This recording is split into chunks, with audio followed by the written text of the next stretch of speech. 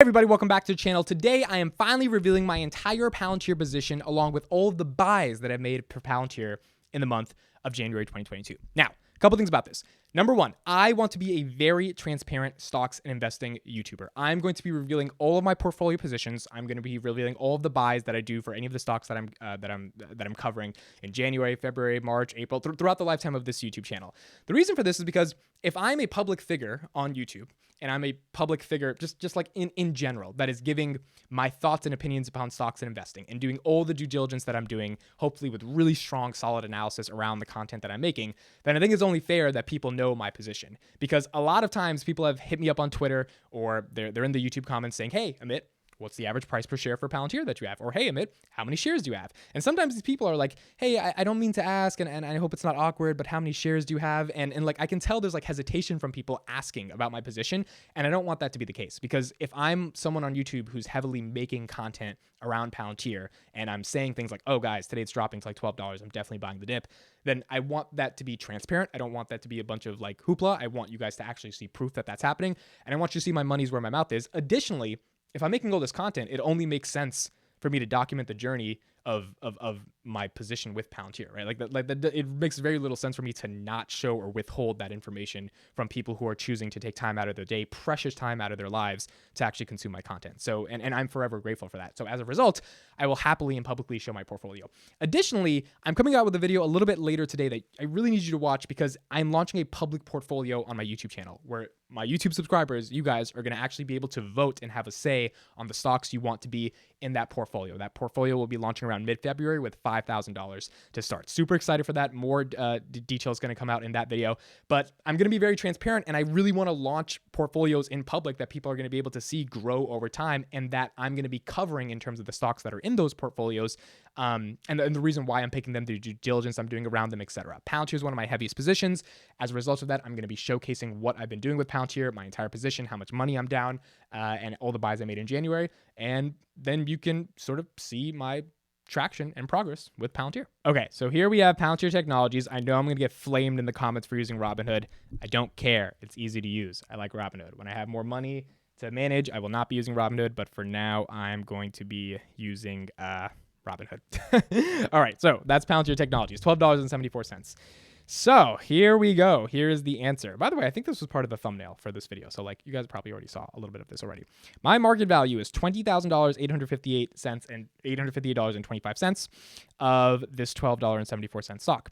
I made $753 on Monday. That was my return. And I am down 42% on this stock. I am down $15,258.12. My average cost is $22.06. I have 1,637 shares. It is 62% of my portfolio. I'll be doing another video revealing my entire portfolio. This one is just for Palantir. So those are the main stats.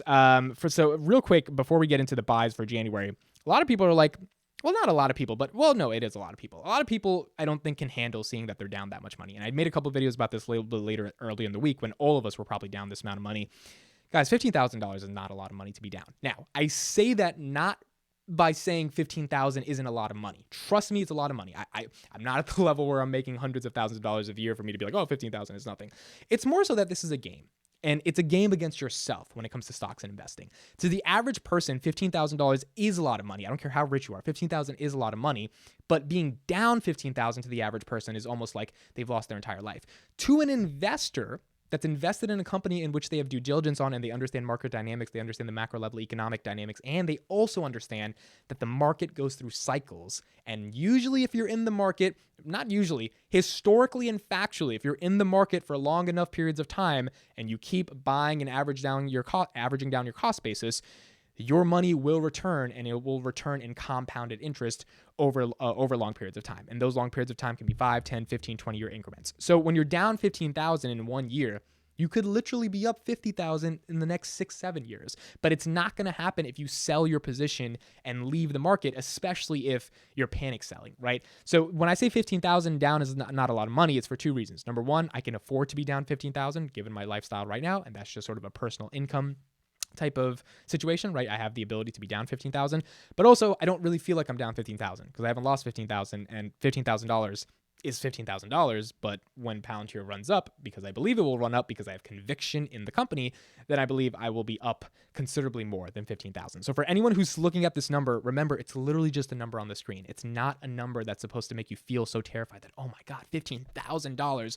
It's more so, hey, I'm an investor. I'm in this for the long term. And if you can't stomach being down 15,000, you're never going to be able to stomach making real money in the stock market, because no one makes money just by making money. A lot of people did in the past bull market in the past 2 years, and now that we're turning into a bearish market, a lot of people are selling because they don't know how to handle the resiliency of it. I actually like that I'm entering in my stock investing career within a bear market. I mean, I started in 2020, but I didn't make any money because I sucked at it. I didn't really understand investing. I'm actually happy that I'm getting to learn about investing in the toughest time, getting punched in the face, because that actually makes you a much stronger investor. And for those who want to actually make money in the stock market, which most people in America in particular and the rest of the world don't do it because they don't understand not only the market, but the volatility of the market, because when they lose a couple $100, they immediately sell out, like my dad did, right? He still doesn't really understand this stuff. Then you're not going to survive in the market, and you're not going to be able to really make generational wealth, which I think you can make through the market, but you got to give it time. So $15,000 is not that big of a deal, in my opinion. Let's get into the market history. We're going to open up a calculator here, and we're going to count up how much money have I spent in the month of January. So let's go down to January 4th. That's when we started buying, right? So as you can see, we started buying the dip at $17, and we thought that dip would last, and it did not last. All right, let's start adding. So we have 100 plus 100, 522. So let's do 600.22 plus we got another 500. We got plus 500 and 1.15. Sometimes I have like $1.15 extra left or something in my account. I just like spend it because on Robinhood and pretty much any brokerage, you're allowed to buy fractional shares. So that's how that works. Plus 1,000. So we're going to add that extra 500 and 500. Then we got 635.80. Let's do that. Then we got 200, 300, 100. So that's 600 plus 600. So now we're getting into the 16s. We start buying. Then we got another 200. Then we got 32.18. Then we got 95.4. This is what it really means to buy the dip, guys. I could have spent all this money all at once, but I was also like, if I spent it all at once at like $17, I would have missed out on a lot of opportunities to average down. So like, you're not supposed to just buy it all at once, in my opinion. I mean, it makes more sense to like do these small increments, like 150. Because I mean, look at this, like $50 at $14.95, and this 150 is at $13.65. I mean, that's a whole dollar difference, even more than that. So if I spent that 150 here and made this 200 at $14.95, I wouldn't got the $13 price action. So that's kind of like the reason that goes down. So 150 and 150, that's 300 more. So far, we're at 4,300. And we're at January 21st. Okay, so then we got 35, 27. Let's add those. We got 2374. And then we got another 100. All right, 4,500. 200, 200, 400. 400 plus 500 is 900. 900 plus 100 is 1,000. So let's just add 1,000 more. Now we're into the 12s I started buying. Then we got 150, 350. That's what? 100, 300 is 400, 500, 550, 650. Let's add 650 here. And that's it, right? 400, 400, 350. Yeah, that's 650. So $6,182.30. The last buy I made was at $12.27 at $100. I don't think I ever got it at 11. Did I ever get it at 11? I tried, I think, once to get 11. I never was able to get it at 11. I saw it dip to 11, and I was like, let me wait till it gets to like 11.50 or something, and I couldn't get it lower. So there you have it, folks. $6,182.37 spent in the month of January on buying Palantir Technologies. That's it. Those are all the buys of January. Palantir Technologies. I have a market value of $20,858. I'm down $15,000. My average cost is $22.06, and I'm about 1,637 shares. I am trying to get to about 2,000 shares, sort of flat 2,000 shares would be awesome during this price, and hopefully get to an average of under $20. That's my goal. Get under $20. So I've got to reduce it about $2, which means that we're talking about at least another 10 grand into the company, and get it to about 2,000 shares. And when I get there, I can be a little bit more satisfied.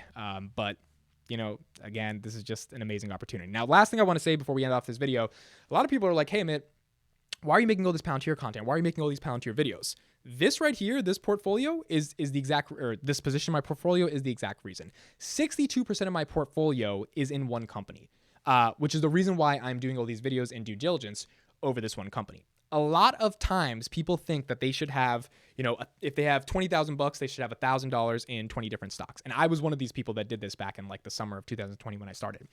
You don't build wealth like that. I mean, look at someone like Charlie Munger, one of the greatest investors of all time. He only has 3-4 main positions. I mean, he just bought another 600,000 shares of Alibaba stock.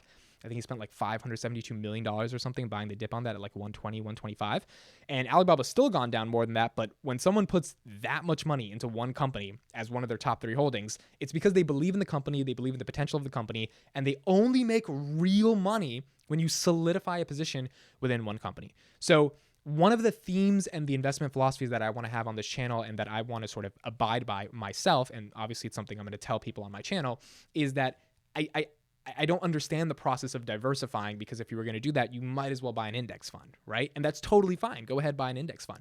But if you've done enough due diligence on a company, you should solidify a heavy position on that company. And if you're going to diversify, maybe then go buy some ETFs or whatever. But like for me, the amount of research I've done on Palantir, the amount of conviction I have on Palantir, the reason I've done all these videos on Palantir is because I've discovered all of this stuff about the company.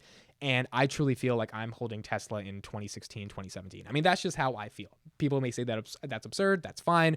I don't think this is AMC. I don't think this is Dogecoin. I don't think this is really a speculative asset. The amount of deals that this company has done in the past 2 months, which I'm coming up with another video, by the way, of summarizing all the deals and all the movements they made in the past couple months, shows me that they're growing at 40% year over year. They're executing. Their commercial business is phenomenal. I can keep going on and on about them. It's a question of execution. Is it guaranteed they're going to execute? No, but I'm not going to bet against a product that has no competition. I'm not going to bet against Peter Thiel and Alex Karp, and I'm not going to bet against the fact that the world is moving to a data-driven world in which data cliche is the new oil, and there has to be a refinery of that oil that is going to make sense of that oil.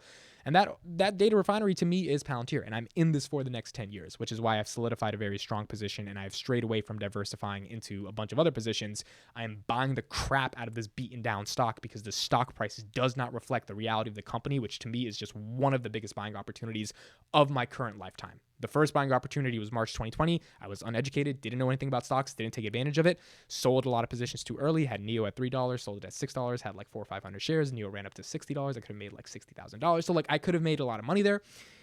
I made those mistakes. I stand by those mistakes. I'm not making that mistake this time on a company that I actually understand at a fundamentally deeper level. So that's my position for Palantir and my buys of January 2022. Leave your average share price and your number of shares in the comments. Looking forward to reading them. Thank you guys for watching. My name is Mitt, and I'll see you in the next one.